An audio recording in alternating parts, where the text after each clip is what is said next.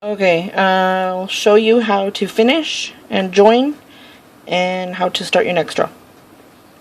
So you're at the last corner, you've chained 3 after you did your 3 clusters of DCs. So you're going to do your 3 DCs.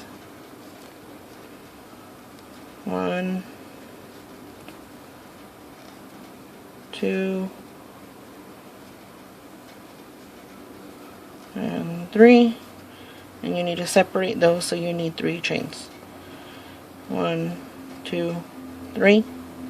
And your third chain, you're going to go in between. You can either go in between the DCs or you can go inside. It's up to you. But pull through and pull all the way through. And that's called a slip stitch. So it joins the stitches together. Here, you're going to 1, 2, 3, chain 3. And since you're going this way, you're going to chain another 3 to skip, just like you did down here. So you're going to go 1, 2, 3 for a total of 6. Yarn over and you're going to start on your 3 DCs here. 1, 2, and 3. So you have your 3. You have your skip, and this one will be part of this one when you finish.